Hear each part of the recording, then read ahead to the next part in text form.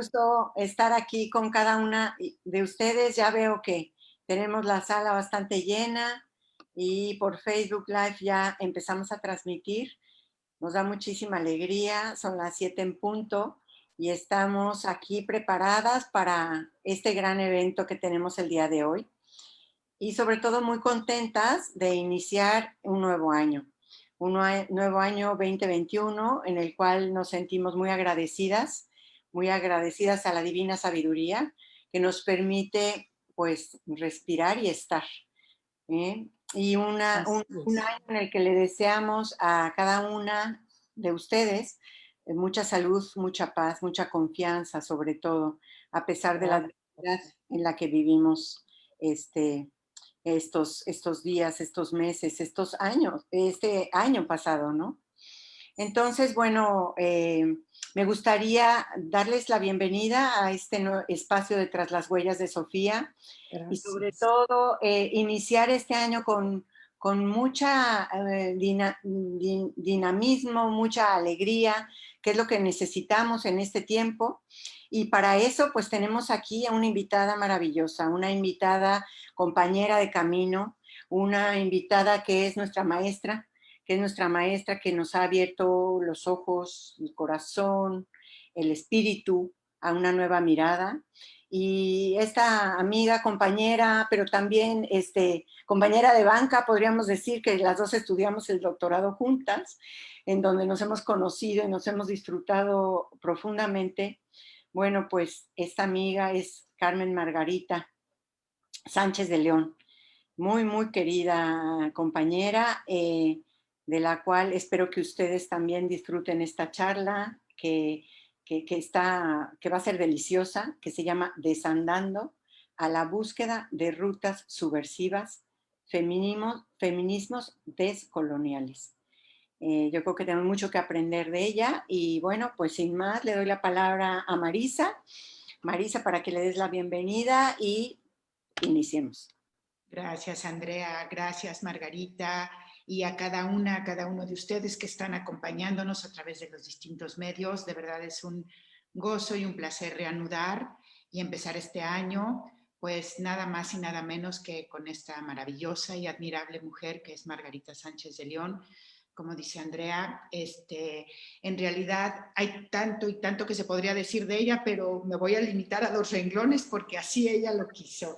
Entonces, pues lo que les voy a decir como grandes rasgos y algo solo muy breve de ella, de su vida, es que es una activista de derechos humanos, bueno, ha sido activista durante muchos años y colabora actualmente en la Comunidad Teológica de México como coordinadora del programa de Teología y Estudios Críticos de Género.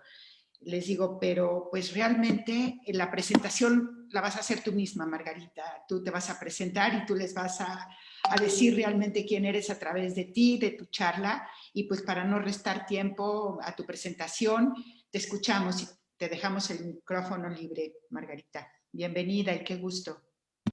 Caramba, el gusto es todo mío, es un honor que ustedes me hayan invitado. Gracias María Andrea, gracias Marisa por acogerme y por la hospitalidad. Y gracias a cada una de ustedes que está aquí presente y a aquellas personas que ahora no estoy viendo, pero que lo están mirando por Facebook. Yo quisiera, antes de empezar esta presentación, invitarles a escuchar una pieza muy especial para mí. Se llama Raison Blanc.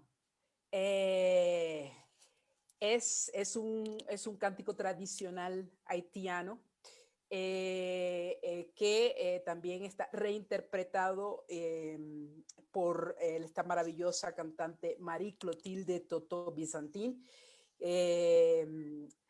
Marie Clotilde fue una de las mejores exponentes de la música haitiana y una activista de derechos humanos a favor del pueblo haitiano y en la lucha antirracista. ¿Por qué yo escogí esta canción?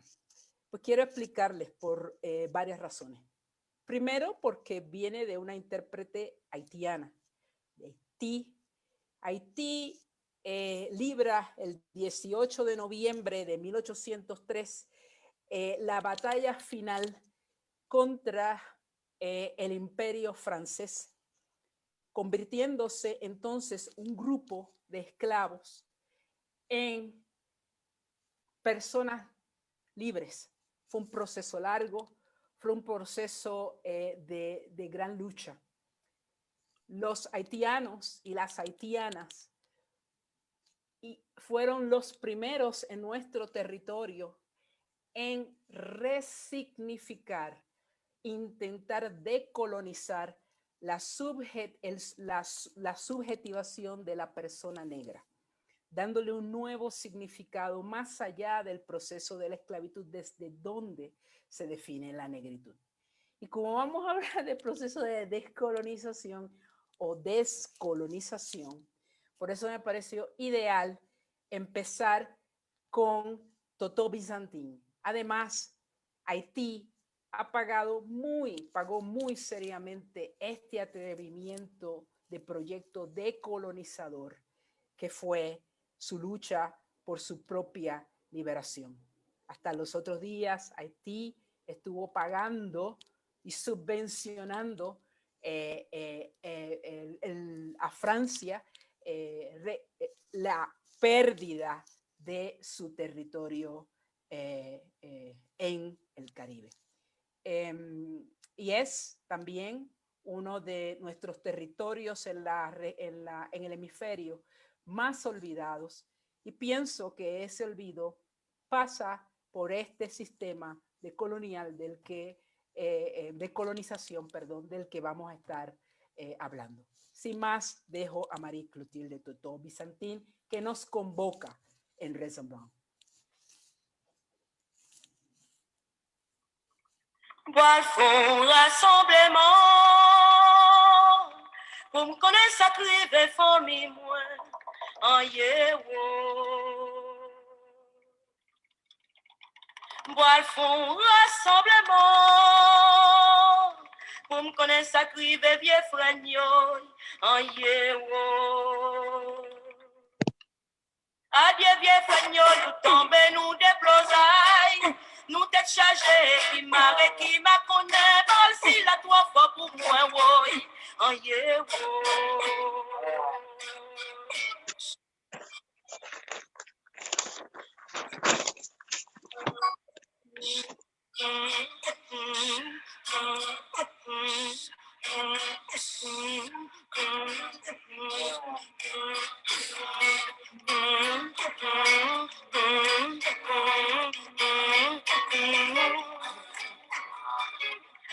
Bon rassemblement, on me connaît sa crive et famille, moi, en yewo.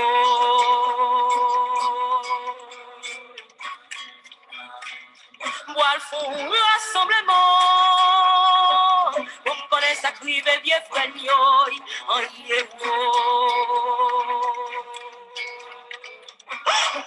Adieu vieux fragnon, nous tombons, nous déplosailles, nous déchargés, qui m'arrête, qui m'a connaît, mal si la trois fois pour moi, oui, en yewo.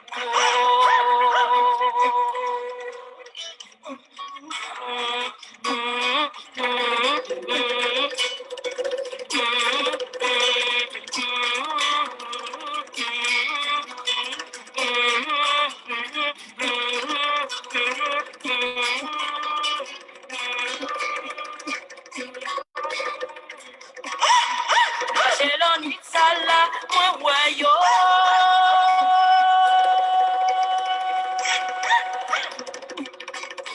J'ai l'ennui de ça là, moi, yo.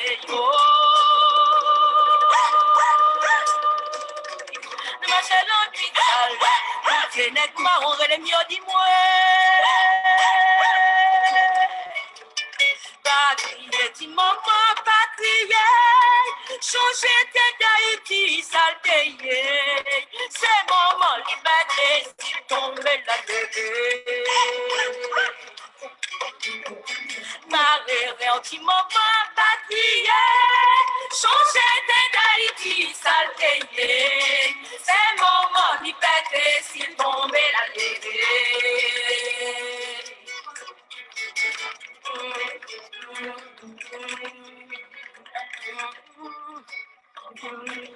Ma chérie l'ennui de sala, ouais ouais yo. Changer d'Haïti, salteye. Ma chérie l'ennui de sala, du péter s'il tombe la levée. Ma chérie l'ennui de sala, tout tient net marron et le mieux dis-moi. Ma criée, maman, pas crier, changer d'Haïti, salteye. C'est maman qui pète s'il tombe la levée. C'est maman qui pète s'il tombe la levée. Pas crier, maman, pas crier. J'ai l'ennui de la ouais, Marie, on songeait. Marie, on songeait.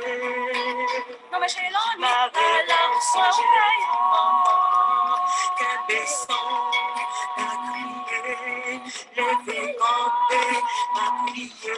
J'ai donc la vraie, on songeait, Marie, on songeait, maman, la criée, maman, la criée, maman. Pas crier, tu maman, pas crier. Changer d'Haïti, salteye. C'est maman qui pète s'il tombe la levée. Pas crier, tu maman, pas crier. Changer d'Haïti, salteye. C'est maman qui pète s'il tombe la levée. Liberté, liberté.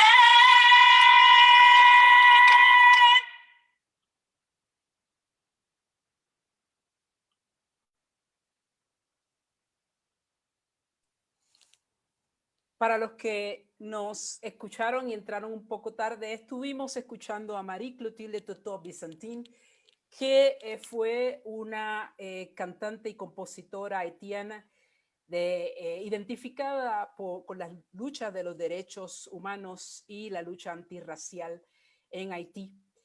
Esa canción que hemos escuchado es una convocatoria. Hemos desatado mediante esta convocatoria varias cosas. Hemos llamado a nuestros ancestros, ancestras, ancestres a estar aquí. Y además hemos desatado la energía furiosa y huracanada del proceso decolonizador. Yo tengo aquí en esta presentación, ustedes van a ver, quiero hablar de las imágenes que estoy presentando aquí y del título, porque me parece que nos ayudan un poco a entender por dónde vamos. Ustedes lo que ven ahí, en esa imagen, es una visión aérea de un huracán. Algunas personas plantean, algunas investigadores e investigadoras plantean que huracán viene de un vocablo de los mayas de la costa caribeña, de una deidad del viento, que era la deidad también no solo del viento, sino de la tormenta. Era conocida con el nombre de corazón del cielo. Esa fuerza destructiva dentro de la mitología maya producía también nueva creación. Es decir, para que emergieran lo que vamos a llamar bíblicamente un cielo nuevo y una tierra nueva, venía una fuerza transformadora y destructora. Sin embargo, en la mitología de los pueblos taínos, que está presente, eran pueblos arahuacos, presentes básicamente en todas las islas del Caribe, de donde yo soy, que me defino como una caribeña de la diáspora. En esas mitologías taínas, Huracán era la fuerza destructora de la diosa Guavanesex. Y de esa fuerza destructora, al igual que en la mitología maya, emergía una nueva creación. Se dice en la mitología taína que básicamente nos llega desafortunadamente con mucha de la información, ¿verdad?, de los pueblos originarios a través de la visión de los conquistadores, en este caso a través de un libro del sacerdote Ramón Pane en mitología taína o Eyeri. Se dice que esta diosa Guavanesex era una hija mala, desobediente, que no respetaba las leyes de la tierra y por eso mandaba a Huracán, que era una fuerza destructora para que de ahí emergiera una creación. También se dice dentro de las narrativas de la mitología taína que tenemos que Huracán y Yocajú, Dios del bien, Huracán, Dios del mal, eran una sola entidad religiosa, espiritual, en donde la creación y la destrucción se fusionan. Entonces, pienso yo que si torcemos los mitos taínos y los mayas, podríamos decir que Huracán, el Huracán de Guavanesex, es indispensable para que de la destrucción pueda emanar una nueva creación.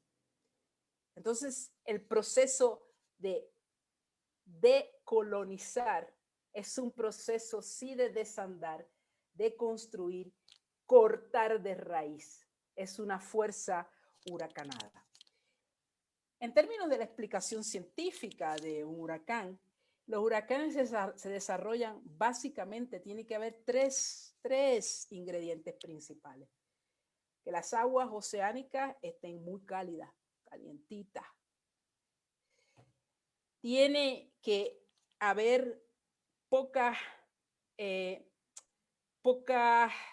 viento encontrado. Es decir, que las velocidades del viento no son suficientes para contraponerse. Y eso me acuerda que cuando yo crecía, yo escuchaba un dicho, yo que soy del Caribe y vivimos los huracanes así a cada rato. Había una expresión que decía, barlovento, amarra el perro y suelta el viento. Porque los vientos contradictorios detienen los huracanes. Y el tercer elemento es la humedad. Esos elementos hacen que la fuerza huracanada, que en nuestro caso siempre el huracán nace en las costas africanas, esos tres elementos hacen que el huracán pueda trasladarse.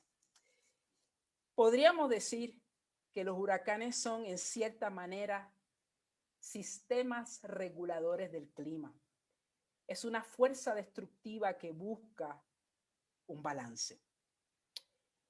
Claro, reconocemos en estos tiempos particularmente que los desastres provocados por estos fenómenos meteorológicos en nuestra región ha llevado a grandes sectores poblacionales a desastres humanitarios.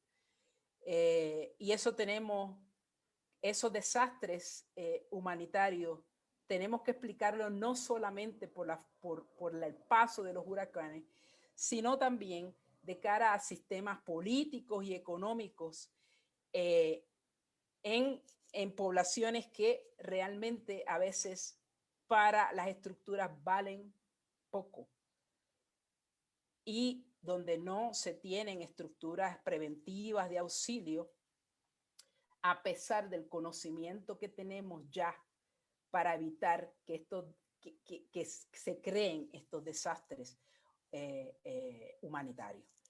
Pero en realidad, si lo miramos en términos neutros, los huracanes son fuerzas reguladoras del clima que en este momento también están siendo y surgen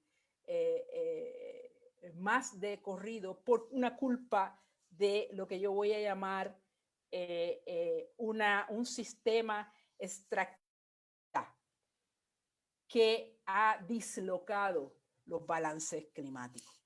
Así que Huracán está ahí porque vamos a estar hablando de fuerzas huracanadas de manera positiva, de fuerzas huracanadas para desplazar sistemas coloniales. Ustedes van a ver que en el título, una de las cosas que aparece es también subversión. Y colocamos subversión como un proceso de trastocar, como un proceso de perturbar, como un proceso de alterar, de agitar y transformar. Y hemos colocado el concepto también de, y paréntesis, colonizadores, feminismos descolonizadores. ¿Y por qué? Porque hay toda una polémica alrededor de lo que es la poscolonialidad, la decolonialidad o la descolonialidad. Por ejemplo, la pensadora maorí Linda Tuwi Smith plantea que el poscolonialismo podemos entenderlo de distintas maneras, ¿verdad? Como un periodo de cierre histórico donde terminan las estructuras coloniales dominadas por metrópolis, pero el poscolonialismo como un concepto de trabajo académico, esta pensadora maorí lo mira con alguna sospecha porque piensa que el poscolonialismo se ha convertido en una estrategia para que los pueblos que han sido directamente impactados por los sistemas coloniales reautoricen los privilegios de los académicos de la otra orilla. Es decir, el discurso postcolonial ha sido definido de manera que aún puede dejar fuera a los mismos pueblos directamente afectados por el proceso. Sin embargo, también es prudente mencionar que algunas autoras que son identificadas como feministas postcoloniales, ya que ese trabajo intelectual, su trabajo intelectual lo vinculan con teóricos postcoloniales como el palestino Edward Said, por ejemplo. Y ese pensamiento postcolonial está interesado y preocupado por analizar los efectos del imperialismo, el colonialismo y el racismo. Y es un acercamiento a la situación.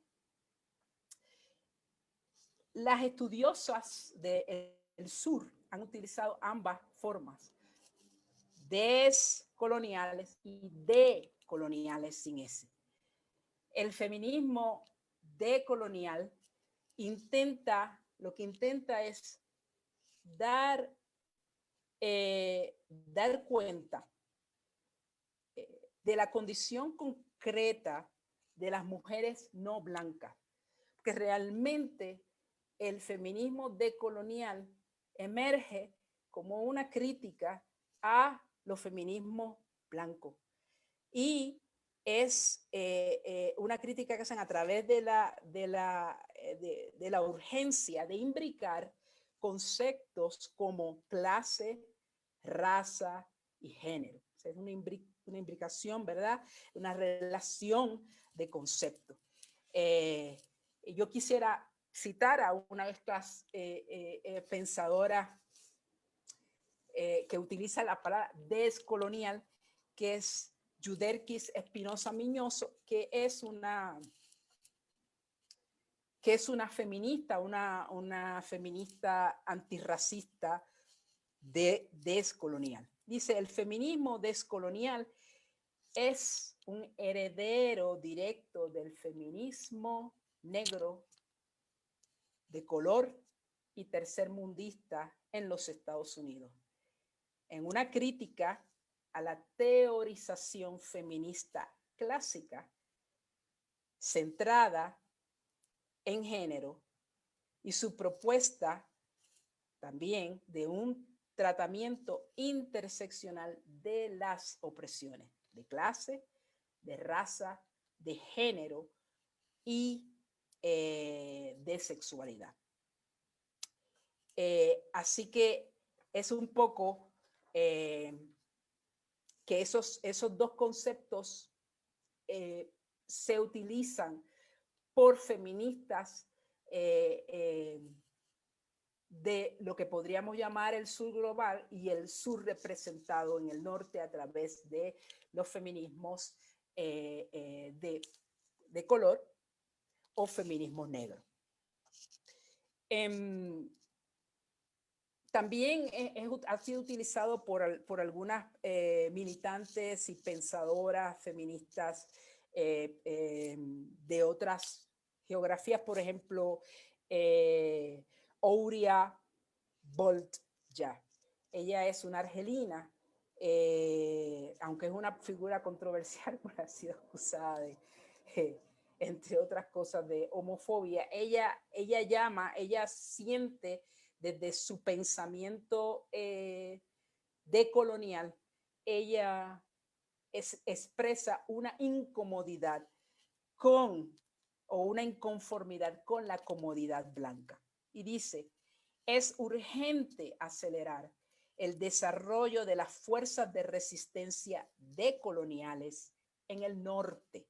Estas deben tener dos objetivos: luchar contra el racismo estructural de las sociedades blancas y combatir el imperialismo de sus estados respectivos, creando sinergias en toda Europa, Australia y los Estados Unidos. Así que, como ven, podemos utilizar ambos conceptos de y descolonial porque han sido usados ampliamente por diversas activistas y teóricas. Ahora, déjenme un poco, les estaba contando que yo vengo del Caribe.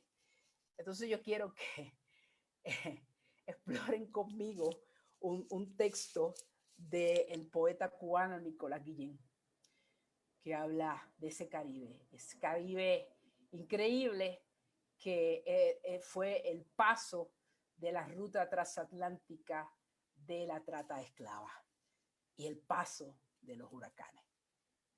En el acuario del Gran Sur nada el Caribe. El animal marítimo y enigmático tiene una cresta de cristal, el lomo azul, la cola verde, vientre de compacto coral, grises aletas de ciclón. En el acuario esta inscripción: cuidado, muerde.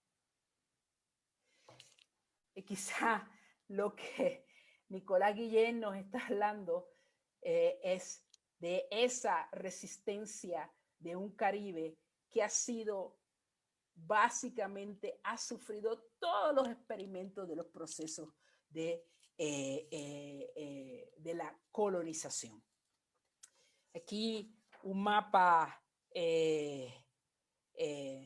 del Caribe.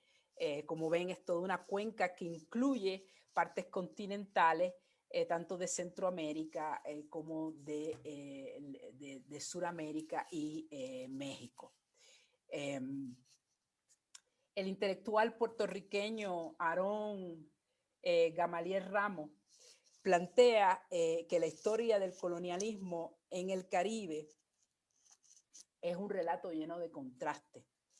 Y es un relato lleno de contrastes porque precisamente en el Caribe se han experimentado diversos sistemas coloniales que todavía, a pesar de que el concepto colonial parece ser anticuado y ya no usado, todavía hay jurisdicciones caribeñas, como lo es mi propio país, Puerto Rico, que viven situaciones coloniales. claro, las mismas metrópolis fueron cambiando los conceptos sobre colonialidad, porque ya ya una vez concluido el siglo XIX, no era ni moda ni convenía económicamente los sistemas coloniales antiguos, anteriores, las jurisdicciones metropolitanas establecidas en el Caribe, y entonces empiezan a cambiar los conceptos y hablar de posesiones, por ejemplo, de ultramar o dependencia. Puerto Rico es un territorio no incorporado. Edulcorar una relación todavía de presencia colonial en esta zona. Y eso es importante porque la mayoría de los países ha ido obteniendo su independencia y son Estado-nación, que luego vamos a hablar de eso y vamos a hablar un poco del problema del asunto. Ahora, pero yo quiero que veamos aquí otro mapa. Ese mapa es la ruta de lo que se conoció como la trata transatlántica de esclavos. Creo que fue el origen de la comercialización global. Fue la trata de personas básicamente de África que se movieron a todos estos lugares que ustedes ven acá en este mapa. Y entonces, caramba, es precisamente en el sistema colonial y esclavista que empieza a nacer lo que vamos a conocer como el capitalismo, y ese sistema crea una jerarquía racial y quiebra además las estructuras de género para plantarse en la opresión de los pueblos originarios, de los pueblos africanos que fueron secuestrados y traídos a este hemisferio, y de las mujeres. Entonces, este proceso colonizador y este sistema esclavista generó y primero desarticuló toda una serie de culturas y generó unas subjetividades. Racializó a las poblaciones. Ese elemento también es importante tenerlo en cuenta. Aquí van a ver de un libro de John Thornton, Africa and Africans in the Making of the Atlantic World. Van a ver la concentración de las poblaciones africanas y su distribución en el 1650. Si se fijan un poco en la leyenda, van a ver que las grandes concentraciones de poblaciones africanas traídas a el Caribe, a esta región, a este hemisferio, se concentraron precisamente en el Caribe y además también en Brasil, por ejemplo, donde hubo grandes concentraciones de poblaciones africanas y que vivieron la esclavitud. Así que un poco lo que para mí es importante es dejar establecido claramente que es ese sistema el que genera el inicio de un capitalismo, es desde ahí desde donde nace, y además genera un proceso de racialización y unas subjetividades y un poder de administración sobre unas poblaciones. ¿Sí? Entonces eso es una base que debemos tener para este diálogo o esta provocación que en realidad les estoy proponiendo. Aquí lo que les estoy compartiendo es básicamente en el siglo XIX, todavía todos estos lugares que ustedes ven aquí estaban bajo alguna jurisdicción, fundamentalmente casi, bueno, todos los países africanos, una buena parte de Asia, todos esos lugares y todo el Caribe estaban totalmente bajo sistemas de colonización. Ocurre que a principios del siglo XX esos procesos se van desarrollando procesos de independencia y por eso se habla de el tiempo postcolonial. Sin embargo, lo que hizo el sistema fue recomponer la relación colonial en el sistema postcolonial, con una relación de dependencias económicas de las antiguas territorios de los países colonizadores. Así que un poco para dejar eso establecido. Actualmente, algunos pensadores nos hablan, por ejemplo, Raúl Civechi, que es un pensador, activista uruguayo, plantean que lo que vivimos en la actualidad es un sistema mundo capitalista patriarcal de un extractivismo y de un capitalismo. Miren, el extractivismo ni el capitalismo dentro de esa definición son sistemas económicos, son más allá de un sistema económico, son todo un sistema operativo que mantiene unas nuevas formas de arreglo globales. Entonces, ese es el sistema que todavía en cierta medida expande esa experiencia colonial o es una recolonización de nuestras sociedades, una reactualización del hecho colonial. Este extractivismo, capitalismo, patriarcal. Todas esas confluencias están ahí y definen mucho de lo que todavía somos, de lo que somos. Entonces, ¿qué es lo que conlleva esto? Pues vamos a ir rápidamente. Básicamente, ¿cómo se expresa ese nuevo sistema o ese sistema, esa recomposición del sistema colonial? Se expresa a través de la ocupación vertical del territorio. Esa es una de las cosas que se señala. Y eso lleva, pues, el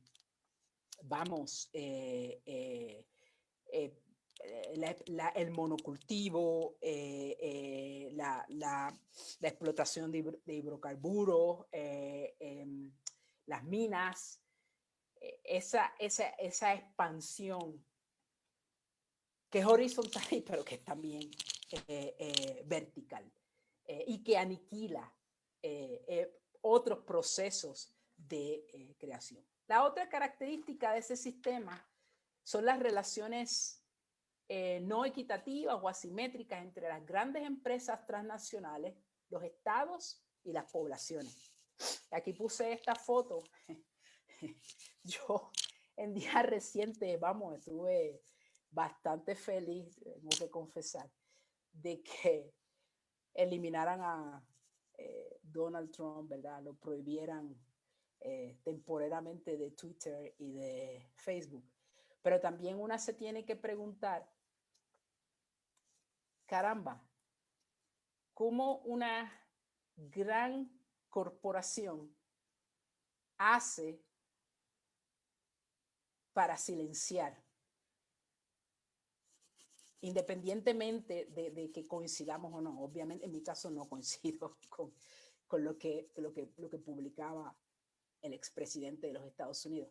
Pero fíjense el poder de las transnacionales, que va más allá del poder de los estados y que además va más allá del poder de las poblaciones, de las cuales no eligen los CEO, o los directivos de las transnacionales. El otro elemento es que realmente este sistema lo que crea son fundamentalmente en nuestras poblaciones economías en clave. Es decir, son economías que realmente no generan riqueza para el país porque son economías fundamentalmente de exportación. ¿Sí? Y además son sistemas que atacan a la agricultura familiar, ya lo digo con la cuestión del monocultivo, y por supuesto a la soberanía alimentaria, que es la capacidad de dejar que las pequeñas agricultoras tomen decisiones sobre los cultivos y que no les sean impuestas los sistemas de cultivo y que sean maneras sustentables de agricultura. El otro elemento y el último es la militarización permanente de todos los territorios para contener esas poblaciones que reciben todas estas violencias que hemos hablado. Porque todo esto que hemos hablado genera profundas violencias. Entonces, esa militarización permanente de todos los territorios es constante. Aquí lo que vemos es una foto de lo que pasó recientemente con la caravana de migrantes y el ejército guatemalteco, ¿sí? que cometieron una barbaridad allí. Pero esa militarización constante crea lo que el filósofo Giorgio Agamben llama el estado de excepción. Pero es un estado de excepción permanente porque hay que contener poblaciones. Además, esto genera lo que el filósofo Achille Mbembe ha mencionado o ha dicho, ha definido como el necropoder. Es decir, el poder cada vez mayor de los sistemas, de este sistema que estamos hablando, de definir quién muere y quién vive. ¿A quién prestamos atención? ¿A dónde miramos y a dónde no? Como diría quizás Judith Butler, ¿qué vidas merecen ser lloradas y cuáles no? Y eso es generado por este sistema, donde hay vidas que son desechables, donde hay vidas que no cuentan por este sistema extractivista, capitalista, patriarcal. A esto Rita Segato, argentina, le añade el componente de que este sistema se da en una guerra continua en el cuerpo de las mismas mujeres. Las mujeres son la primera frontera de elección para contener las poblaciones. Y esos elementos son parte de todo este sistema de recomposición colonial. Sistema extractivista, un sistema capitalista, un sistema patriarcal. Y en ese sentido, cuando veo esta imagen y pensando en eso de el estado permanente de excepción, me acuerdo de esa expresión de las compañeras de Colombia: ni guerra que nos destruya, ni paz que nos oprima. Porque es que nunca hay un proceso de paz. Es un estado continuo de excepción donde se decide qué vidas importan y cuáles no. Entonces, este sistema, lo que estoy diciendo es que este sistema necesita una fuerza huracanada, positiva, que lo transforme, que lo subvierta, que lo tuerza, para dar paso al reconocimiento de nuevos saberes, de nuevas maneras de hacer política, quizás como nos lo dice Rita Segato, la política de lo cotidiano, del cuidado. nuevas maneras de hacer economía y nuevas maneras de relacionarnos con el entorno. Pero eso solo será posible en la medida que deconstruyamos este sistema. Entonces, ¿qué no nos sirve ya? ¿Qué nos sirve? ¿Qué nos sirve? Porque es hijo, hija de ese sistema. No nos sirven las fronteras cerradas. Para abajo que van. No nos sirve. Hay que repensar esto. No nos sirven las identidades fijas. Incluso los conceptos identitarios, las subjetividades como la negritud tienen que ser decolonizadas. Porque la primera definición de la negritud fue definida dentro del contexto colonial. Pero es un llamado a unas identidades fluidas, flexibles, que nos permitan entrar en diferentes diálogos. Y no nos sirve ya el Estado-Nación. Hay que repensar qué vamos a hacer con esta estructura que es hija del proceso de la colonialidad. Bueno, entonces, lo bueno es que hay resistencias importantes a lo largo y ancho de todo el mundo. Resistencias que se están organizando de una manera distinta, diferente a la forma de entender la organización en nuestro sistema de opresión. Y se están dando a nivel macro. Pequeños esfuerzos que se van interconectando. Yo solamente voy a hablar de dos movimientos de resistencia con los que yo he estado trabajando.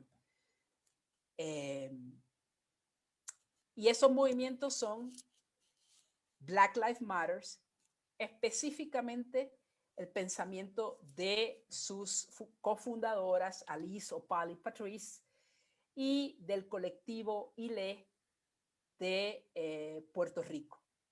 Ambos espacios son espacios feministas, antirracistas y decoloniales. ¿Y qué están haciendo estos movimientos? Para agitar, para alterar, para perturbar, para transformar. Bueno, pues están creando alianzas de base. No alianzas para arriba, sino alianzas para los lados. Están hablando de procesos de identidades en devenir, es decir, no estamos hablando ya de identidades fijas. Está repensando este concepto de la negritud, repensando estos conceptos de qué es ser mujer, repensando estos conceptos de qué es ser LGBTIQ, repensando qué es esto de ser puertorriqueña, qué es esto de ser mexicana, qué es esto de ser norteamericana.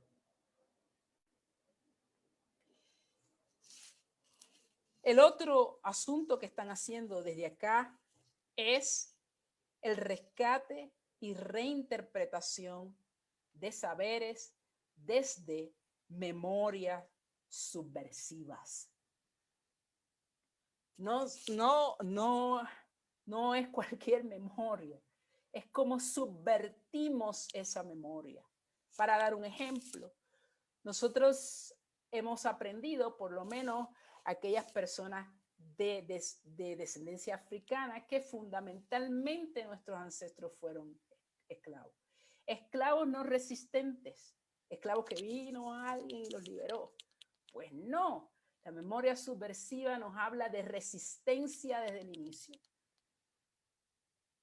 Nos habla de procesos de intentar subvertir el sistema de esclavitud, que casi nunca se cuenta. Entonces hay que rescatar, hay que tener esa capacidad de esa memoria subversiva porque llevamos resistiendo mucho tiempo. Y entonces el otro asunto que están trabajando desde estos grupos es mirarse desde la vulnerabilidad, porque el activismo le genera dolor. Es una de las cosas interesantes que he encontrado. Un activismo que genera dolor, la conciencia que genera vulnerabilidad, pero esa vulnerabilidad es el acicate, es la temperatura, es el movimiento que lleva hacia una rabia, porque tener rabia, una rabia como la de Guabansex, una rabia que se transforma en subversión para torcer, para generar y crear cosas nuevas. Entonces, esto es lo que nos están aportando estos movimientos de resistencia que se están dando en todos los lugares y que tenemos que observarlos bien. Ahora, yo quería tocar el punto de cómo reflexionar esto teológicamente. Entonces, yo voy a volver a una historia que ustedes deben conocer muy bien, que es la historia de Agar, la esclava, ¿verdad? La esclava de Sara. ¿Se acuerdan? Bueno, hay dos narrativas de Agar, ¿verdad que sí? En una narrativa,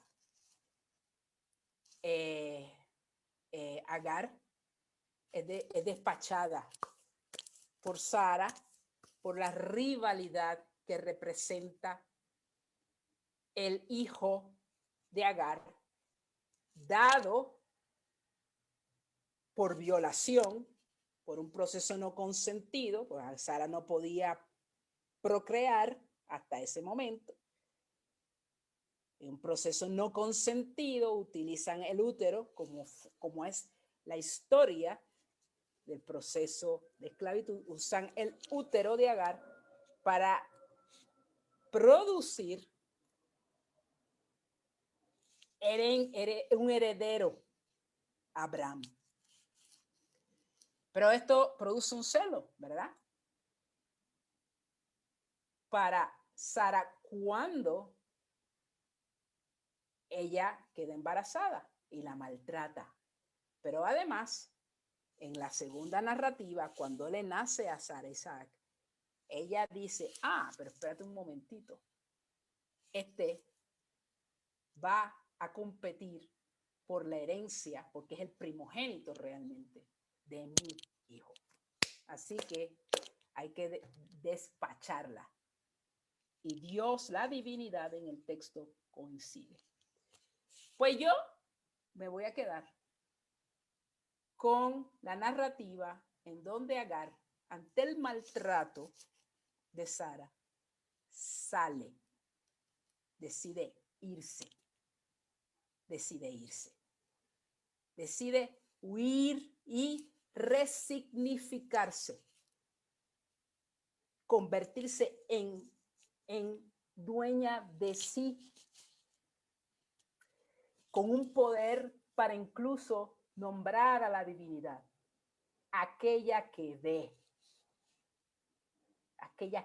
que me ve a mí, que me reconoce a mí, porque yo vengo del espacio de la no reconocimiento, de la no identidad. Y yo ahora tengo imago Dei de verdad, porque esa divinidad me ve.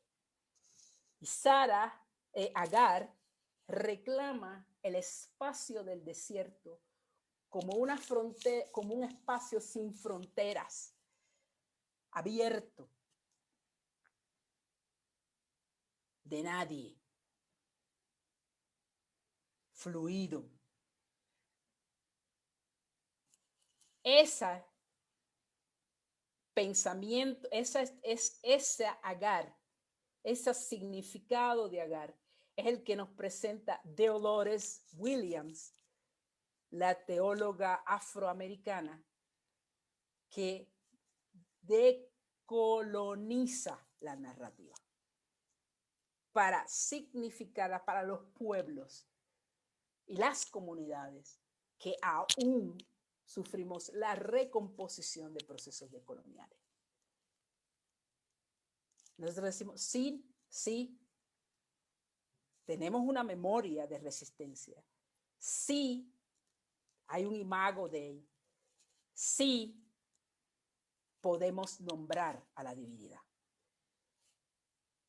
La teóloga brasileña Cleusa Caldeira plantea otro concepto teológico que es el tioquilombado. El tioquilombado es el espacio o la experiencia del quilombo transformado para el pensar teológico y la resignificación y la decolonización de las comunidades oprimidas. El quilombo, para aquellos de ustedes que no lo sepan, fueron poblaciones de esclavos y esclavas que huyeron de la esclavitud en Brasil y que fundaron poblaciones. Y uno de los más famosos fue Palmares. Y en mi país hubo uno que fue San Mateo de Cangrejos. Y desde ahí, esas poblaciones intentaron buscar unas nuevas identidades y romper con el proceso colonizador que fue y que conllevó la esclavitud, y rompieron con esa zona, como dice Cleusa, de no ser, que es la negritud, de esa zona de no ser, que es ser de un pueblo originario, o desde el mestizo, una zona de no ser, una zona de no reconocimiento.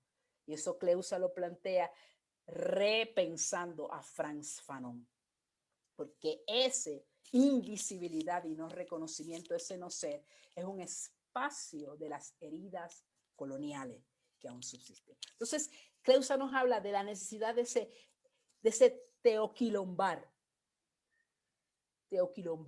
un espacio donde deconstruimos los significados coloniales y estamos en diálogo desde el cristianismo con las espiritualidades africanas. Y también en este contexto con las espiritualidades de pueblos originarios. Pero yo traigo también otro elemento dentro de este asunto de teologizar, que es el tener egún. Los otros días hablando con una de las activistas del colectivo ILE, me decía, yo llevo mi egún.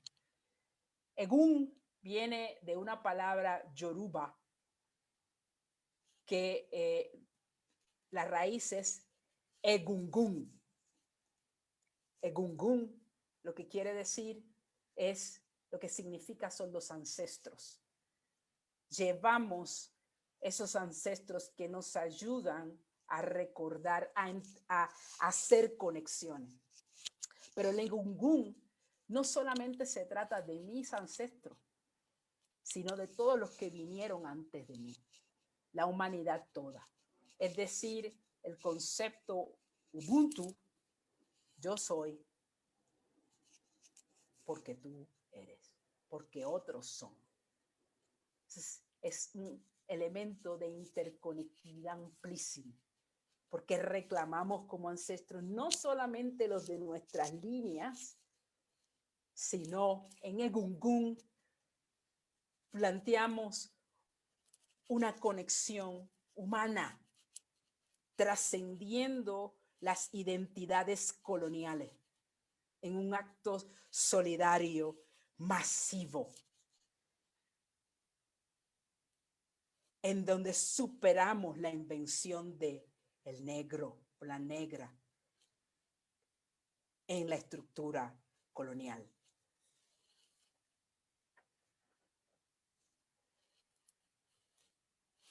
Llevar el egungun, una acción solidaria masiva.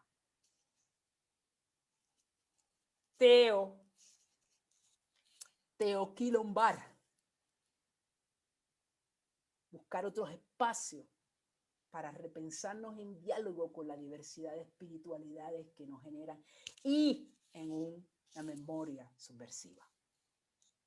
Y la experiencia narrativa de Agar, que subvierte su proceso de colonización, enfrenta a sus colonizadores y enfrenta a la divinidad porque la nombra.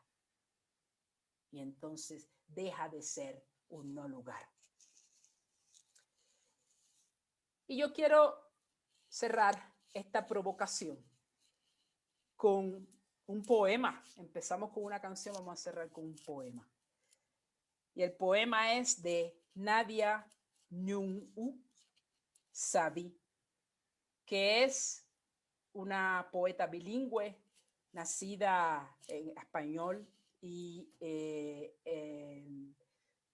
el Sabi mixteco, nacida en Oaxaca, una poeta joven. Y quiero dejar esta provocación con memoria.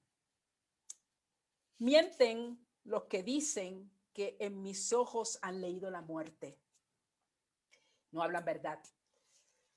Los que aseguran que nuestra lengua morirá en 3 días, venado. Escucho el rumor de las piedras de cal y cantera de esta ciudad sin dioses. Desvelo el canto de los grillos que no son y devoro el silencio del aire. Hay una súplica escondida que busca salir. No estoy triste. No estoy triste, me repito, no. Mientras mi raíz corra por mi sangre, mi lengua no morirá.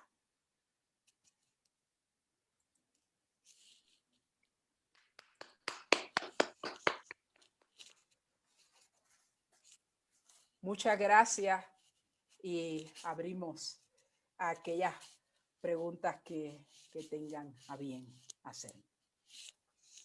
Margarita. O reacciones. Pues Margarita, me gustaría aprovechar para felicitarte por esta ponencia tan maravillosa.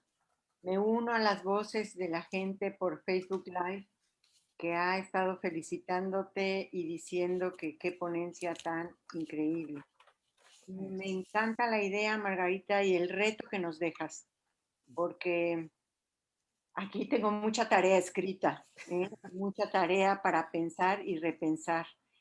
Y me encanta esta idea de la vulnerabilidad, porque es desde ahí, desde la grieta, desde la herida, desde el dolor, desde la marginación, desde el ser mujeres violentadas o silenciadas, es desde donde podemos emitir nuestra propia palabra. Y a mí me recordó mucho mientras hablabas también la película de Harriet. Ah, sí, sí. La película que muestra a una mujer negra, una mujer que resistió y que luchó y que aplica perfecto para ese egún que dices, ¿no? Porque no nada más luchó por ella y se liberó ella, sino que regresó a liberar no nada más a su familia, sino a muchos otras que estaban esclavizados. Y esa mujer que representada en la película me ha venido rondando mientras tú has venido tú hablando como un modelo, ¿no? Como un ejemplo cercano que tenemos a través de esa imagen, pero que a través de tu conferencia me ha quedado muchísimo más claro. Tenemos que buscar no huir de la vulnerabilidad, sino abrazarla, porque a partir de ella podemos liberarnos y liberar. Entonces, bueno, Margarita, me encantó tu presentación. Creo que tengo que verla varias veces para recuperar muchas otras cosas.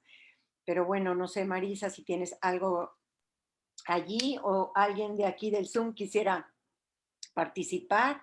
Bienvenido. Hola, buenas noches. Alejandro, buenas noches, bienvenido. Sí, muchas gracias, Andy. Saludos, Marisa. Saludos, Carmen. Sí, yo tengo un comentario, duda, a partir de este concepto de identidades fijas que nos compartes.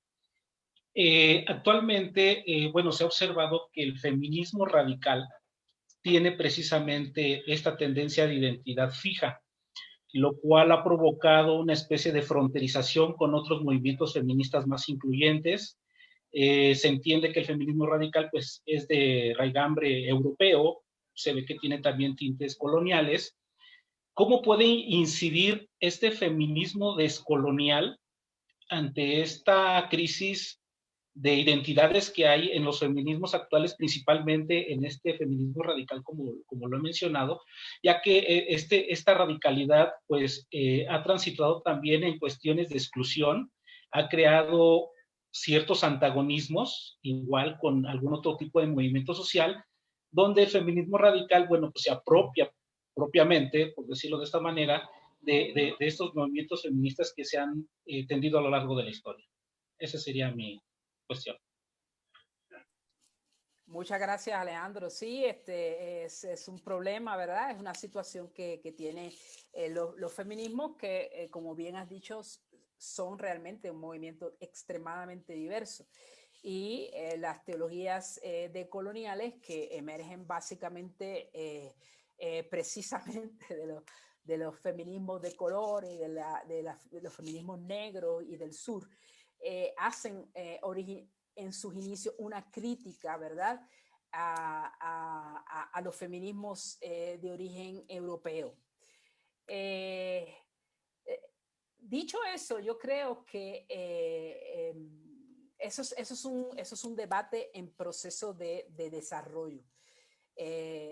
Una cosa que podríamos decir es que si hay algo que han tenido los feminismos es hasta aquí, es una capacidad de autocrítica, a veces bien severa, pero yo creo que lo que debemos aspirar es a continuar el diálogo, es a continuar aspirando a que no cerramos las fronteras ninguna.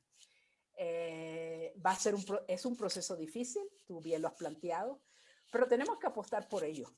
Y yo creo que hay espacios donde se está logrando. Yo hablaba de dos movimientos aquí de resistencia, mencioné Black Lives Matter y mencioné el colectivo ILE. Black Lives Matter ya es un movimiento básicamente global, tiene expresiones en distintas partes del mundo, y el colectivo ILE, que es un movimiento feminista antirracista. Interesantemente, en los orígenes de ambos movimientos, ellos empiezan a integrar este concepto de las identidades fluidas y crea no solamente un problema con las feministas, pero también, valga decir, con los movimientos antirracistas clásicos. Pero están ahí y están haciendo su trabajo y están en un proceso de maximizar sus alianzas y de aumentar su capacidad de diálogo. Entonces yo creo que es ahí por donde debemos de apostar, voy a decir. Y gracias, Alejandro. Sí, Margarita, bueno, yo también felicitarte de verdad.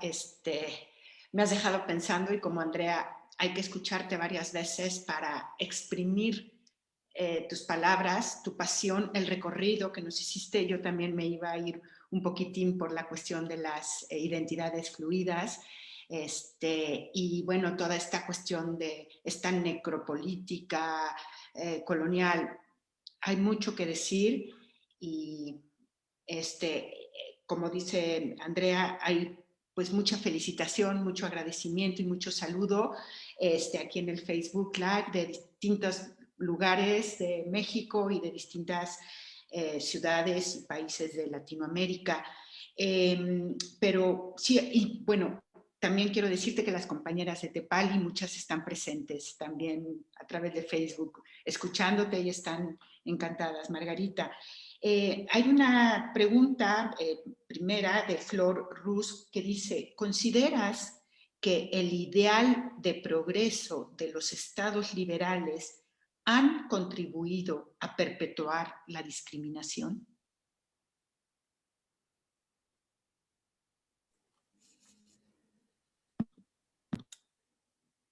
Bueno, una pregunta complicada, pero vamos a decir desde el sistema en que estábamos hablando.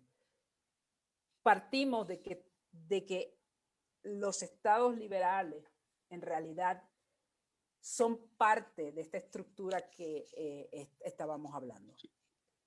Ese sistema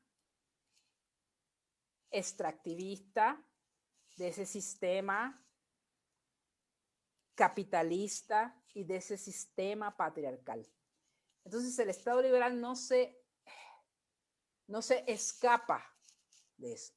Lo que sí ha hecho el sistema es a veces integrar algunas luchas, recomponerlas y claro, vamos avanzando, sí, en derecho, pero también se va apropiando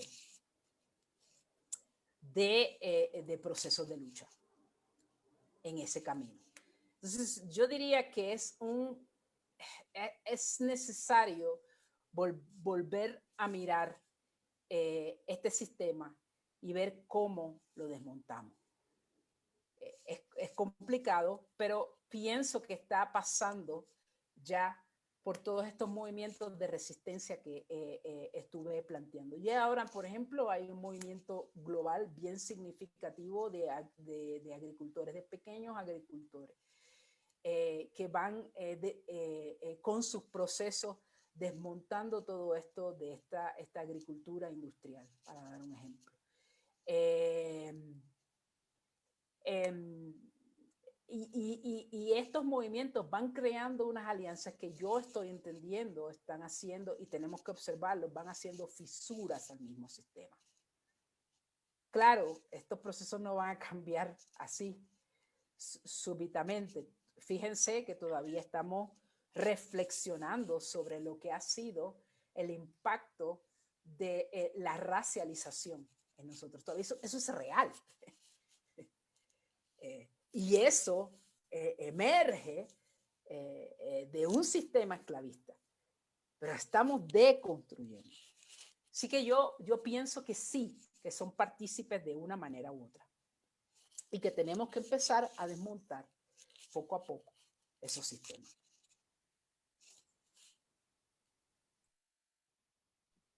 Aquí también tenemos dos preguntas más, intervenciones en Facebook Live de María Teresa. Te comenta o pregunta, en un intento por cambiar, ¿es posible que el ser humano sea capaz de despojarse de los privilegios y comodidades creadas por el capitalismo, en donde es necesaria la identidad que depende directamente de conceptos como la clase social, raza y posesiones? Yo voy a ver esa pregunta en dos vías. Yo pienso que si no cambiamos la manera en que está estructurada nuestros sistemas económicos, en nuestros sistemas sociales, estamos en camino de la destrucción de esta casa. No es sostenible. Es que hay que pensar de otra manera. Hay que pensar de otra manera el consumo, hay que pensar de otra manera la agricultura, hay que pensar de otra manera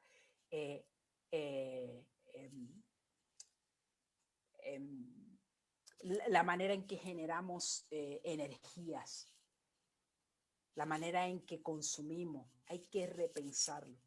Y eso nos va a llevar a dislocarnos, claro que sí, de algunos privilegios. Pero si no lo hacemos, yo creo que estamos llevando un proceso de desmontar, de destruir esa fuerza de huracán, en lugar de ser positiva, una fuerza de huracán totalmente negativa, que nos destruya como humanidad misma. ¿Cómo desmontar el sistema de clase? Yo creo que hay comunidades que lo han ido trabajando poco a poco y son procesos pequeños pero que se van dando y que tenemos que observar, por ejemplo en la India,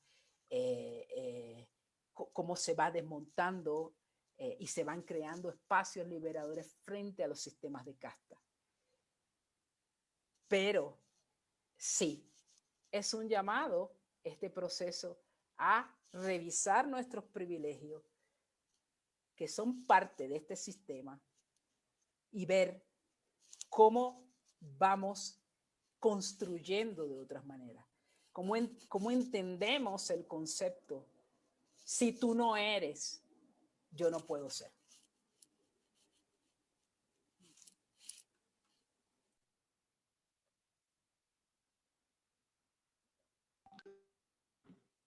No sé si en Zoom hay algo más, Andrea, o alguien quiera. También aquí tenemos una intervención de Olga Consuelo Vélez que acompañó a través de Facebook. Antes déjenme saludar a las compañeras de Tepali. Hola. Saludos a todas. Si alguien quiere aquí del Zoom prender su micrófono, intervenir, adelante, están a tiempo de hacerlo.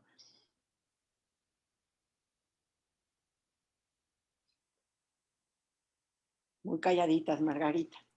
Sí, no, yo creo que es un gran reto el que tenemos, pero la buena noticia es que ya esto está pasando. Esto está pasando. Está pasando con los movimientos que hay ahora mismo. Con los movimientos antisistémicos que se están generando en todas partes del mundo. Así que yo soy optimista y pienso que vamos a alcanzar cambios significativos. Claro, también requiere un poco, ahora que, ¿verdad? Estamos hablando desde nuestras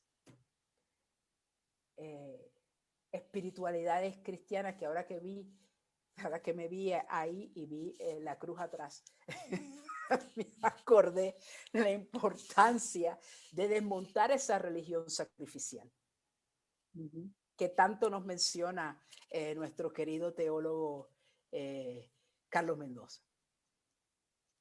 Esa necesidad de deconstruir esto que hemos hecho en esta espiritualidad, que es un reducto y ha apoyado toda esta estructura de opresión. Así que a las y las que estamos desde la teología nos toca hacer un buen de trabajo para desmontar un sistema diferente, una espiritualidad dialogante y una espiritualidad sin fronteras que realmente dé el espacio para que esa imago Dei sea verdaderamente a todos, para todos. Así que tenemos mucho por trabajo. hacer. Sí. No sé si Lilian, no sé si prendías tu micrófono porque querías intervenir. Sí, ya lo encendí. Mucho Bienvenida. gusto. Sí, felicitaciones. Interesantísima tu exposición, Carmen. Y yo creo que con lo que decías de esos principios, o no sé cómo llamar, creo que es una filosofía, ¿verdad? Ubuntu. Sí. Es un principio, sí. Un principio de comunidades africanas, África, sí. Comunidad africana. Yo creo que eso es como bueno, lo siento así, de que debiéramos de tomarlo y tenerlo ahí sí que en nuestras frentes o en donde siempre volvemos a ver, ¿verdad? Porque ese ser, si yo no soy, si no somos todos, ¿verdad? O todes. Eso yo creo que es bellísimo para que empecemos, que no es fácil, pero es irlo construyendo, irlo edificando, ¿verdad? Y gracias por recordarlo y felicitaciones, Carmen. Sí, Lilian, gracias. Y sí, también las mismas espiritualidades de nuestros pueblos originarios de aquí también tienen pensamientos parecidos. O sea, como la identificación de la importancia de esa conexión con todos, todes y con todo, que es vital. Si desconectamos algo vamos a perder en el proceso. Y ese proceso extractivista lo que ha hecho es desconectar totalmente. Divorciarnos de saberes que nos han estado planteando otras cosas. Claro, esos saberes tenemos que repensarlos para nuestros contextos. No es que los vayamos a traducir literalmente, sino repensarlos para nuestros contextos críticamente, ¿no? Así que por ahí va la cosa. Pero gracias, Lilian. Pues Carmen Margarita, nos dejas una muy buena tarea aquí para desarrollar. Te agradecemos profundamente este espacio que nos has regalado. Además, iniciando con tu charla, creo que Tras las huellas de Sofía va a ir caminando en búsqueda justamente de esta sabiduría ancestral, de esta sabiduría ecológica, de esta sabiduría que nos pone en relación de unos con otras. Entonces, te lo agradecemos muchísimo. No sé si Marisa, quieres tú despedir el programa y quedar pendientes para el próximo jueves y sobre todo con la tarea de que este webinar o este teosofiar acerca de las sabidurías queda grabado y podemos recurrir a él tantas veces queramos para seguir estudiando todo esto que nos dejaste. Gracias. Sí, gracias, Margarita. Bueno, Carmen, Margarita, gracias a todas, a Andrea, a todos quienes nos han acompañado. Pues además con, no sé, con el buen sabor de boca que nos dejas el inicio de este año y con las ganas de invitarte para que nos vuelvas a hablar de esto, Margarita. Creo que tienes mucho que darnos y profundizar y te haré llegar la pregunta por ahí de Olga Consuelo, para que también pues, puedas responder y muchísimas, muchísimas gracias, de verdad. A mí me has dado mucha luz, me has abierto mucho, o sea, como dices, una provocación. Oye, está aquí Viridiana, que está aquí presente, nos dejó una última intervención, Marisa. No sé si Viridiana quieres leerla o Viridiana Serrano, o si no, la leo. Ay, si la quieres tú leer, Viridiana, y con eso nos despedimos. Gracias, muchísimas gracias. Pues antes que nada, sí agradecer este tiempo, este espacio. Definitivamente, pues nos reta y nos desafía. Creo que todas y cada una de nosotras nos vamos así con grandes retos y desafíos. Y bueno, algo que comentaba, justamente Margarita, pues es esta frase de los africanos, ¿no? Que me deja mucho y me hace pensar que los africanos emplean este término, ¿no? Ubuntu, para hacer referencia a la fuerza que nos conecta a todos, formando la comunidad de los seres humanos. Ubuntu quiere decir yo soy yo a través de ti. Esto me deja algo muy, muy fuerte, ¿no? En otras palabras, me hago humano a través del conjunto de las conexiones de la vida, la naturaleza, los demás y lo divino. Eso fue lo que reflexioné. Gracias. Muchísimas gracias. Gracias a ti, Viridiana, Viridiana. cerramos este webinar y te lo agradecemos profundamente, Margarita. Un abrazo muy fuerte para cada una, para cada uno y gracias por estar aquí.